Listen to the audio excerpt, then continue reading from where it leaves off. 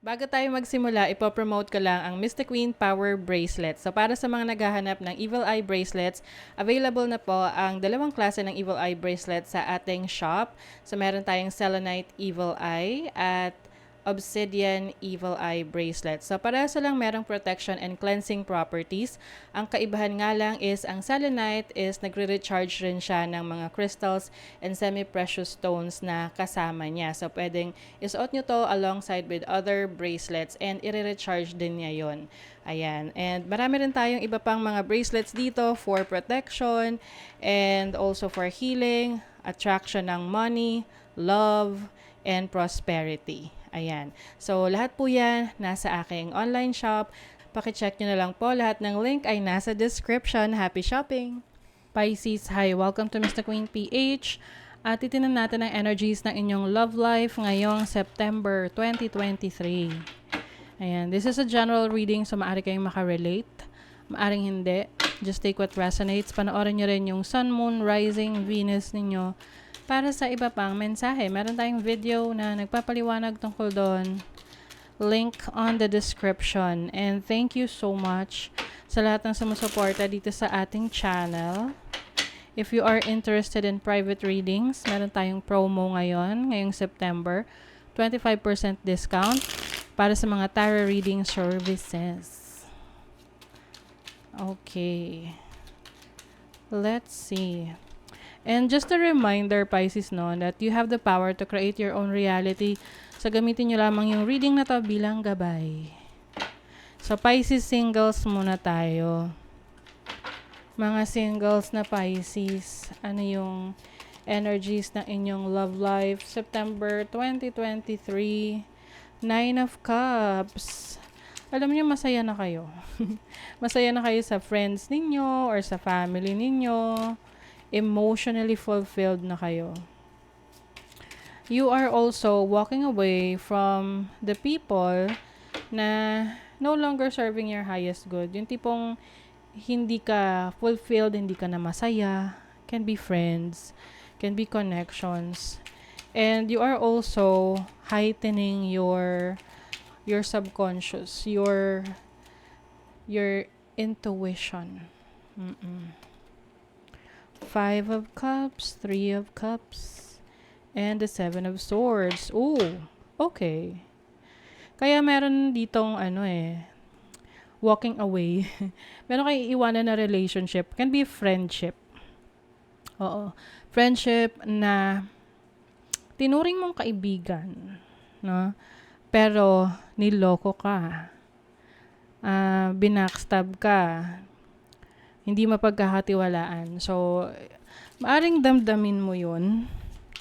Pero, iisipin mo pa rin that you are lucky dahil marami pang dahilan para maging masaya ka.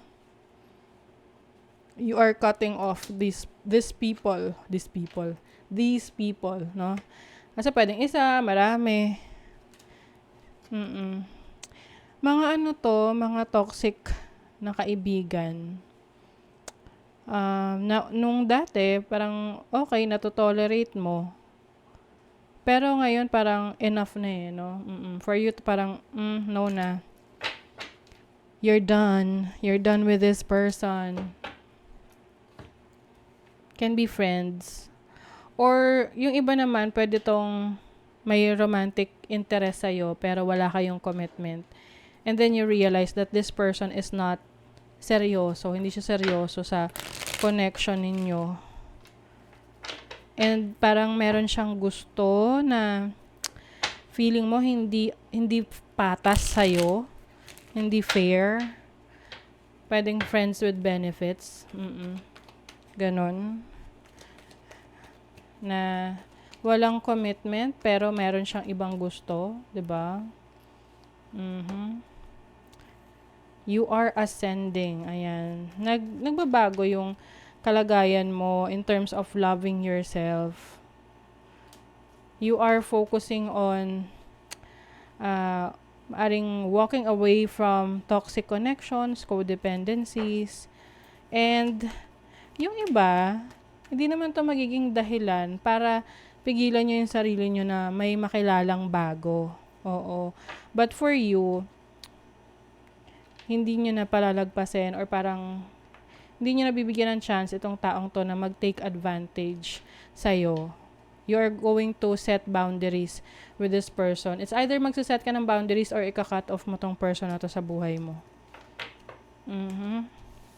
So, tinan natin. Yung mga Pisces na in a relationship. Pisces na in a relationship. Ano yung energies ng kanilang love life? September 2023. Pisces in a relationship. Strength card. High Priestess.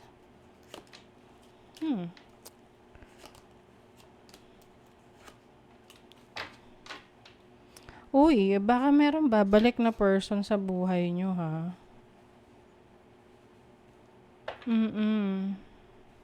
Well, may babalik. I don't know kung meron na kayong relationship o wala, ha? Meron na bang relationship tong Pisces?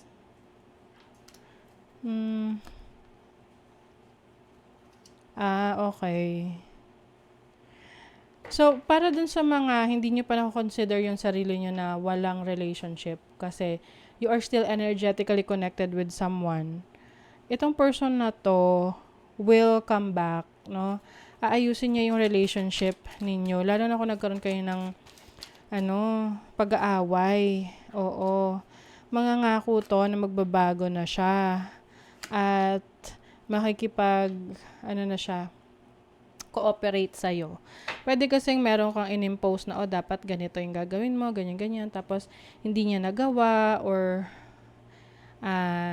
may expectations ka sa kanya, hindi niya na-deliver. So, yun yung isa sa dahilan kung bakit nagkaroon ng problema. But I don't see naman na meron tong naging separation. Pwede lang for a few days or weeks, hindi kayo nagpansinan. But eventually, nag-usap. Oo. Meron lang kayong hindi pagkakaunawaan. So, you may be dealing with Gemini, Leo, Aries, Sagittarius, water sign, Cancer, Scorpio, Pisces. Shock. O, yung ibang parang bigla ang pag-aaway. Tapos, yung iba may mga plano na kayo na magpakasal, mag-settle down, to live together. So, parang sinave, no? I'm sensing someone here na sinave yung relationship. Oo. Ano lang naman yan, minor setback. Oo. Meron lang mga gustong ayusin sa relationship na yung isa pwedeng hindi niya naintindihan, nag-react, tapos naging dahilan ng pag-aaway. But, eventually, na-realize nung isa na it's for the better, no, ng kanilang relationship. Something to say. Nag-usap. Endings might bring better beginnings, yes. So, nag-end. Somehow, pwedeng hindi nagkaayos. Or merong in-end na unhealthy habit. So, ngayon, parang you are starting all over again. Trying to find my way back to you. Yes. Gusto ng isa. Gusto ng isa na bumalik. Oo. And gusto niya na i-let go na yung past. Oo. Gusto nang i-let go na tapos na yun, kalimutan na yun, no? Bago na. Bago ng mga plano, mga actions na gagawin niyo sa relationship niyo moving forward. Yung iba pa nga dyan, makikipagbate, ititreat pa kayo sa isang fancy na date or magbabakasyon kayo sa isang magandang resort or can be a vacation kung saan mas may oras at panahon kayo sa isa't isa. Parang i-renew yung inyong relationship. Oo, super suyo. choose love. O, ayan, pipiliin mo pa rin yung love. You always have a choice. Make yours with love. So, if you love this person, then definitely, bibigyan mo siya ng chance. Pero kung hindi mo na siya love, nasa sa'yo yun, kung ile-let go mo. But I think this person loves you so much. Kaya kung ano man yung mga naging issues ninyo, willing siya na ayusin, pag-usapan. Yung iba, pag-uusapan nyo pa to sa isang magandang place, no? Can be dating place or sa sa beach o parang honeymoon. O magkakaroon kayo ng oras at panahon together to settle things.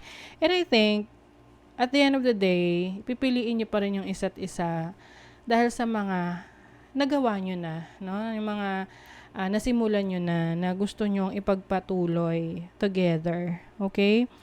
So, that is your reading, Pisces. Kung nagustuhan nyo ito, naka-resonate kayo, mag-comment kayo dyan, like, share, subscribe, para lagi kayong updated sa ating mga readings. Thank you so much, Pisces. See you again.